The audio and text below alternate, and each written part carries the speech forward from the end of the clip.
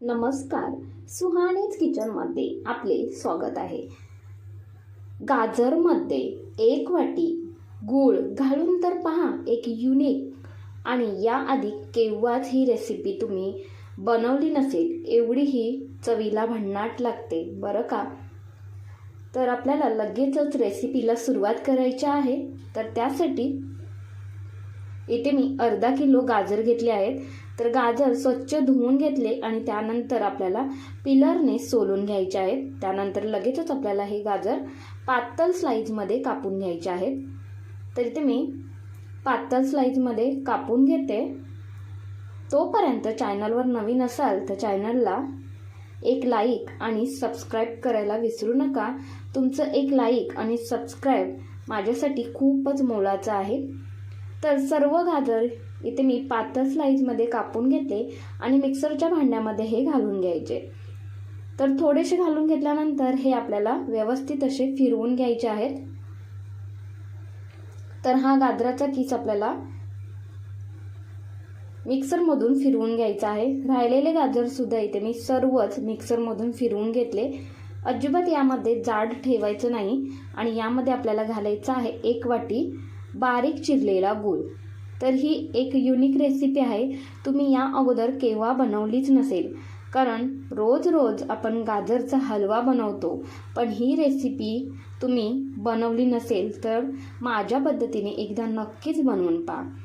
तर आता एक कढई घेतली आणि त्यामध्ये 1 चम्मचभर तूप घालून घेतले आणि आपण जे गाजर घेतलेले आहे ना ते घालून घ्यायचे आणि हे आपल्याला व्यवस्थित असे 2 ते 3 मिनिटभर छान असे परतून घ्यायचे आहे तुपामध्ये. व्यवस्थित परतून घेतले आहे आणि रंग तुम्ही पाहताय थोडासा हा बदललेला आहे गाजरचा. आता यामध्ये आपल्याला घालायचं आहे 1 वाटीभर बारीक चिरलेला गूळ. तर सर्वच इथे मी गूळ घालून घेतला आणि आपल्याला गूळ आहे ना तो व्यवस्थित असा विरघळून घ्यायचा आहे गाजरमध्ये. व्यवस्थित विरघळून घेते आणि हा गूळ विरघळायला लागला की हे मिश्रण आहे ना ते थोडेसे सैलसर व्हायला सुरुवात होते, पाणी सुटायला सुरुवात होते. तर इथे पाहताय तुम्ही गूळसुद्धा व्यवस्थित असा विरघळून घेतला आहे. आता यावरती आपल्याला 2 ते 3 मिनिटासाठी झाकण ठेवायचे आहे, म्हणजे गूळ आहे तो व्यवस्थित असा विरघळला जाईल आणि आपले गाजरसुद्धा व्यवस्थित असे शिजले जाईल. परतला चम्मचच्या साहाय्याने हे व्यवस्थित एकजीव करून घ्यायचे आणि त्यानंतर आपल्याला यामध्ये घालायचं आहे ड्रायफ्रूट्स पावडर. तर इथे मी काजू आणि बदामची पावडर बनवून ठेवली होती, तीच इथे मी 2 ते 3 चम्मचभर घालून घेते. आता त्यानंतर आपल्याला यामध्ये घालायचं आहे मिल्क पावडर. तर इथे मी 2 पॅकेट मिल्क पावडर घालून घेते. तर ही मला मिल्क पावडर 10 रुपयाची मिळालेली आहे. एकच तुम्ही 10 रुपयाचे सॅशे घेतलात ना तरीसुद्धा चालेल. तर मला इथे 5-5 रुपयाची 2 मिळाली, त्यामुळे मी इथे 2 घालून घेतली आहेत आणि हे व्यवस्थित आपल्याला यामध्ये घालून घ्यायचे आहे. जर तुम्हाला मिल्क पावडर यामध्ये घालायची नसेल तर दुधावरची साय जरी यामध्ये तुम्ही घातलात थोडीशी ना तरीसुद्धा चालेल. पण मिल्क पावडर घातली की या रेसिपीची चव आहे ना ती माव्यासारखी लागते आणि ही रेसिपी चवीला सुद्धा भन्नाट लागते. तर हे व्यवस्थित एकजीव करून घ्यायचे आणि त्यानंतर यामध्ये मी परतला 1 चम्मचभर तूप घालून घेतले आणि परतला चम्मचच्या साहाय्याने एकजीव करून घ्यायचे. रंग तर तुम्ही पाहताय मस्त असा सुरेख आलेला आहे. आता यामध्ये 1 ते 1.5 वाटीवर इथे मी दूध घालून घेणार आहे आणि हे परतला व्यवस्थित एकजीव करून घ्यायचे. आता आपले हे सर्व मिश्रण आहे ना ते सैलसर झालेलं आहे, कारण यामध्ये दूध घातलं आहे त्यामुळे हे मिश्रण सैलसर होते. तर हे सतत आपल्याला हलवत राहायचं आहे चम्मचने. अजिबात गॅसचा फ्लेम आहे तो अजिबात वाढवायचा नाही, तर मध्यम ठेवायचा आणि मध्यम आचेवरतीच आपल्याला हे मिश्रण व्यवस्थित असे हलवत राहायचं आहे. तर इथे थोडेसे आपले मिश्रण घट्ट होत आलेले आहे. तर आज आपण पाहणार आहोत गाजरच्या वड्या.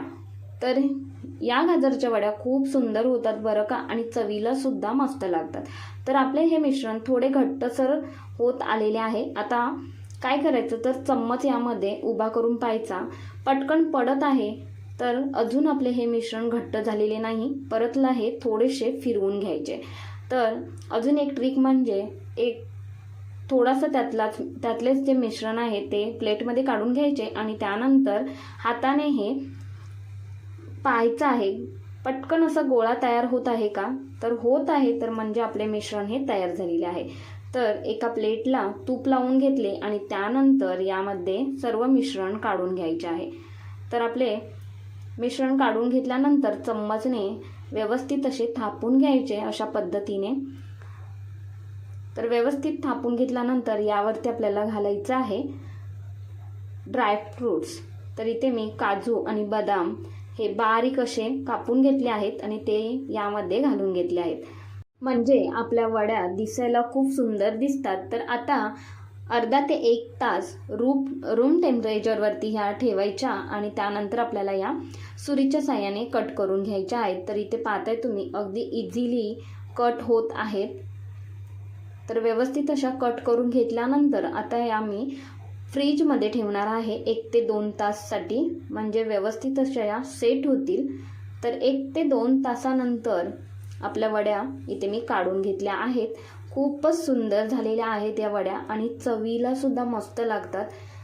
जशा बाहेर मिळतात ना गाजरच्या वड्या, तशाच या चवीला लागतात. अगदी तोंडात टाकताच विरघळतील एवढ्या चवीला भन्नाट लागतात बरं का. तर इथे मी एका चम्मचच्या साहाय्याने वड्या काढून घेते. खूपच मस्त झालेल्या आहेत या वड्या आणि अजिबात आपल्या प्लेटला चिपकलेल्या नाही आहेत, एवढ्या या मस्त झालेल्या आहेत. तर तुम्हाला सारखेच गाजरचा हलवा खाऊन कंटाळा आला असेल तर अशा पद्धतीने तुम्ही गाजरची वडी नक्कीच बनवून पहा आणि या वड्या 15 ते 20 दिवस आरामात टिकतात. अजिबात या वड्या खराब होत नाहीत. तुम्हाला ही रेसिपी कशी वाटली ते मला कमेंटमध्ये नक्कीच कळवा. आवडली असेल तर एक लाईक, शेअर, हाईप तसेच सुहानीज किचनला सबस्क्राईब करायला विसरू नका. धन्यवाद.